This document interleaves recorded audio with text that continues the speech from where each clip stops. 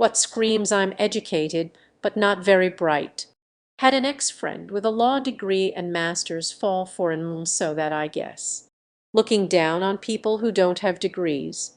Thinking you're an expert about everything when you've actually only studied one specialized subject. People that think legality and morality are the same thing. People who have opinions on everything and think they're the only ones who are always right. People that can follow rules and study for tests, but have zero critical thinking skills or real-world problem-solving abilities. Unwilling to be flexible and learn outside of graded system. Bragging with a high IQ and degrees. I have a friend who went to Berkeley and works a cushy job in real estate investing. She lost IRC to an Indian scammer pretending to be the police lol. I'm not saying degrees are inherently bad, but I've seen some really horrible leaders in academia with those credentials. Lol, some Harvard and Yale undergrads. Like basic common sense things. It's hard to think of specific examples right now. Like they're book smart but put metal in the microwave or can't handle boiling water, but can handle advanced math, etc. Bragging about their degree, how smart they are, but falling for and losing money to 3 Roman scams in a row. Are you in the one of anything? If so, what is it? Number of times having masturbated. People that have had sex with my husband. Bloons Tower Defense 6. Rubik's Cube. Yours March 16th.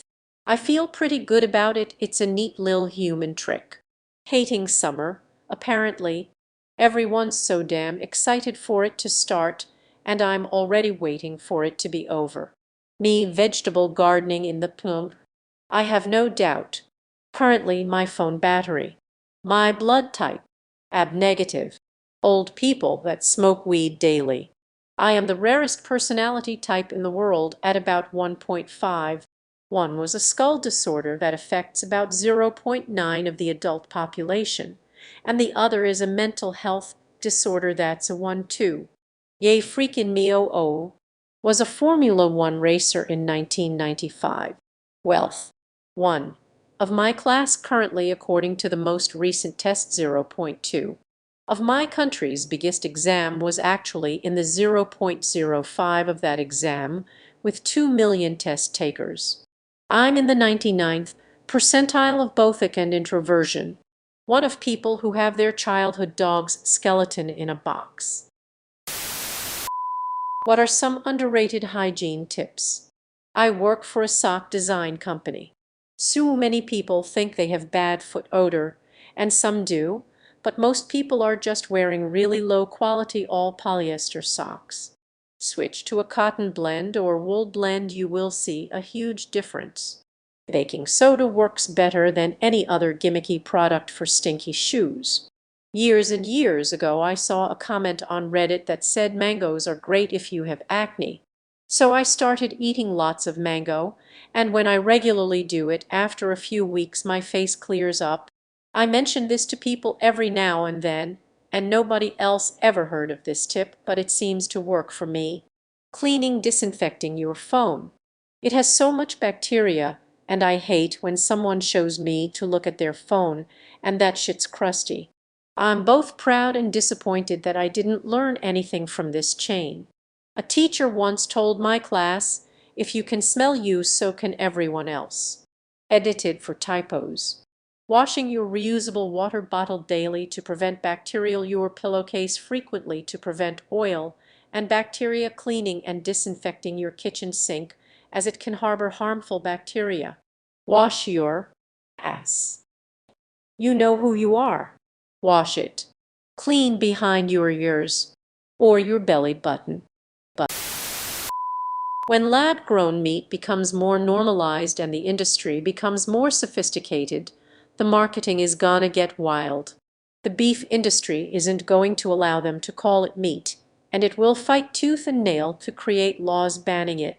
They are going to sue everyone. Artisan-created meat, just like artisan-created diamonds, which are also made in a lab. President Dwayne Elizondo Mountain Dew Camacho supports this message. Will be the edgelord making humanity be surprised if he not already trying? As long as I can get my daily allowance of various lipids and high fructose corn syrup, I'm more thinking about potential offshoots of this three-grown leather. You could also have meat from certain people, like a Taylor Swift steak. I look forward to dinosaur spades nuggets made from real dinosaur. I wonder will it be classed as vegetarian? I'm more interested in human-animal hybrids and organ harvesting from them. Make it healthy and taste good. I will eat that shit. I'd eat bugs if they made it delicious. I literally commented just the other day on a lab meat post asking what type of imaginary lab-grown meats will they cook up, and now I'm wondering if you were influenced by that comment, or if there truly is a zeitgeist happening in the way we are all thinking the same thing. What's the one state you absolutely will never step foot in and why? Probably Hawaii because I'm poor. I've got warrants in is. So is. I refuse to answer because this seems like the most surefire way to end up with a job in whichever state I name. Some of the smartest people I have met were from Alabama. Some of the dumbest people I have met were in Alabama. While I'm sure it's a fine place, I have yet to see any reason for me to go to North Dakota. Too far to go, nothing of interest that I'm aware of when you get there. Well, I've been to 47 and will visit the other 3 at some. I have no real desire to ever go back to Mississippi or Alabama. If I have to drive across them, okay, but that's it. I can't see any reason I'd go back to Oklahoma unless I'm driving through to go somewhere else. East Virginia. Can't even find it on a map. Trauma dumping, but my brother froze to death in Colorado, so it's on my shit list. Truck driver here. I've been to all lower 48 states for work. Indisputably, it's Mississippi. There's nothing redeeming about the entire state. Other red states have their own charm, culture, or geography. Mississippi has nothing but politicians who've failed their people and crumbling infrastructure. The lack of international agreement over the symbols used for decimal and thousands separators is mental. As a programmer with international clients, this has always been a pain in the ass. Have you discovered the Indian numbering system? The separators are even wilder. Thurlak is short for 100,000, which is written as 100,000.1 crore, is short for 10 million, which is written as 10,000, then 1 lakh crore, is short for a trillion, which is written as 1 trillion. Wait till you try to codify what a billion even means. I believe in Albania they use as 1,000 separator likes. Let's make a deal. Americans will switch to metric, and the rest of the world can use commas for thousands and decimal points at 0. Can someone from a comma decimal separating part of the world answer a question? In English, when speaking the decimal 8.5 out loud, you'd say 8. If you write it 85, do you still say 8.5 or do you say 8,5? Everybody prefers what they are used to, or at least enough people do that getting everyone to agree on changing it even for something so seemingly minor is a tall order. 2 eggs is almost always not enough food, while 3 eggs is almost always too much. I worked at a diner years ago, and this drunk guy came in, ordered corned beef hash with an extra 13 eggs, 15 eggs total. It ended up being this huge mound of eggs with the hash hidden beneath it. He ate every bite. In France you never need 2 eggs because 1 egg is un ouf. I just ate 6 eggs and it's only 480 calories. 3 eggs is definitely not too much food. I could eat 4 eggs in a sitting if I'm hungry. If I've ever met someone who considered 3 eggs to be too much, at least if they're scrambled. You're full after 3 eggs. I have 5 eggs and half an English muffin for breakfast almost every morning. I'm at 112 pounds. That is why God made bacon. Bro, 3 large eggs is 210 calories. It might be too much for a mid-run snack, but it's fine for breakfast. That just seems like a personal observation about not true in general. I feel like this depends on the person. This isn't consistent across any measurement. What are you convinced people are just pretending to enjoy? LinkedIn. Working. This question. Marvel movies. A packet of air that sometimes contains chips is worth a few dollars. Social media. Coleslaw. Each other. The beach, sun, the outdoors, running, eating healthy. Life and happy marriages. Pop music. Listening to a radio station's yearly top 100 playlist countdown. Dropping likes or comments on their more successful friends' Instagram posts. Big family meetups. Seeing this same fucking question week after week. Very spicy food. Relationships. Cilantro. Carbonated vodka water. Their kids' school play. Golf. Beer. It tastes like breed waiter. Rap music. Super heavy dark microbrewery beers. Beer. Cruises. Hard seltzer. That stuff tastes like crap. I generally don't understand how people can like spicy food. It's literally pain. Concerts.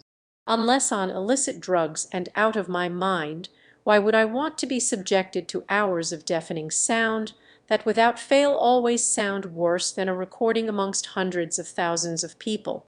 Why is that appealing? You can create an incurable disease with one funny but harmless side effect. What is the funny side effect? Every time they sneeze, it sounds like one of those screaming rubber chicken toys. I knew a guy with Tourette's once. He didn't cuss, he just had to say yeah, no after every sentence. You cannot turn to the left. Wanna go left? Gotta turn right, Erdig. Every time you sit down to poop, the 20th Century Fox intro plays. If you laugh to the point of running out of breath, anytime you walk it sounds like flip-flops. Your eyebrows occasionally move around your face involuntarily. People would have the random urge to sing Pump Up the Jam and dance to it. You can only leave a room doing the moonwalk. As soon as you sneeze, you release a Wilhelm scream. The first time you try to plug in a USB cord, it's always oriented wrong, so you have to flip it over and try again.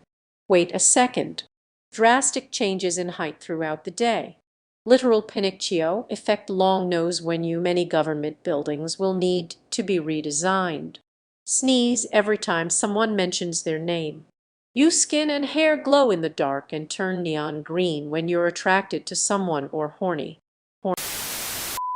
What's the most disturbing thing you learned about someone on the first date? Well, a Tinder date just smoked a little heroin off some aluminum foil in front of me. We went to a concert in the park. On the walk back to her house, she just casually pointed to a house and said, "That's where I buy my meth." Someone told me she really wanted a Jaguar when she was in high school, but her dad bought her a Prius instead. So she crashed it on purpose. And then he bought her another Prius. And she crashed it again. I guess he learned his lesson afterwards and bought her a Jaguar. Gal and I had a good night and thing were progressing, and right at the last second he told me he was a gambling addict, and when I asked if he had tried to stop, dude took me to a park bench and then regaled me with the story of how he's about to go on trial for raping his ex on that park bench. And how screw what the XP says I didn't do it. He gave off the vibes that he totally did it. Said casually after hookup, "I have to get up early tomorrow because I have a court date for hitting my ex-wife." $1,000 is to a millionaire what $1 million is to a billionaire. Well, it's like they asked the difference between a millionaire and $1 billion. Funny how money works. Like I can spend $50 on dinner tonight and not miss it. Meanwhile, there are plu who can't spend $10 on dinner w breaking the bank. Meanwhile, there are plu can pay for 10 meals at a five-star restaurant and forget about it the next day. A stack of 1 million US pennies is A stack of 1 billion US pennies is A stack of 1 trillion US pennies is Erkmax farther than the moon. $1 is to a thousandaire most people what $1,000 is to a millionaire, which is what $1 million is to a billionaire.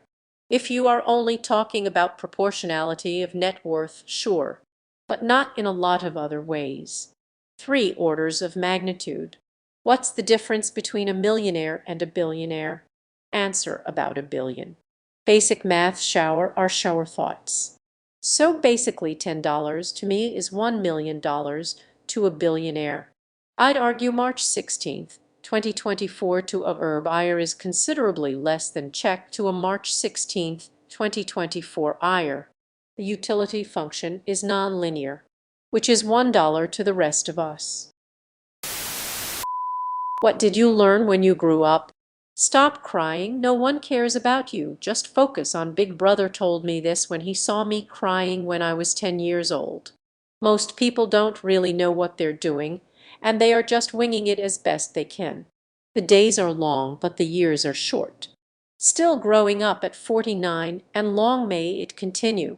The lessons in growing don't stop because of some arbitrary number. That no one cares about you and you need to chase your dreams alone. High school isn't that cool. That I am responsible for every last one of my actions. No exceptions. Sometimes no reaction is better than reacting at all. Everything other than the basics. School teaches you how to learn. It's up to you to learn everything you need to know. The truth at 17. That it's best to not grow up. Number of close friends gets smaller. It actually takes a lot of time, effort, and energy to maintain any relationship. I learned that I will never be finished learning. No one is your friend. Everyone is out to take from you. That nothing changes, it just continues to get worse, and then you die. Some girls are bigger than girls' mothers are bigger than other girls' mothers. The amount of adults that do cocaine, like it's how alcoholism is so normalized. No one is coming to rescue me.